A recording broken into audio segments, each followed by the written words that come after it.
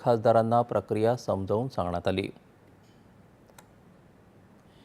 हिमाचल प्रदेश आणि पंजाबमधल्या पूरस्थितीची पाहणी करण्यासाठी तसंच मदत आणि बचाव कार्याचा आढावा घेण्यासाठी पंतप्रधान नरेंद्र मोदी आज तिथला दौरा करणार आहेत।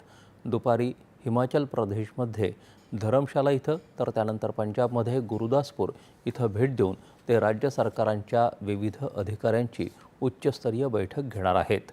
तसंच राष्ट्रीय आणि राज्य आपत्ती दलांच्या जवानांची आणि आपदा मित्रांचीही ते भेट घेतील। दोन्ही राज्यातल्या पूरग्रस्त नागरिकांशी पंतप्रधान संवाद साधणार आहेत।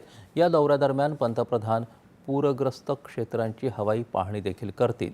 या आपत्ती काळात मदत आणि बचाव कार्यावर देखरेख करण्यासाठी तसंच दोन्ही राज्यांच्या रहिवाशांना आधार देण्याच्या दृष्टीनं पंतप्रधानांचा हा दौरा आखण्यात आला आहे।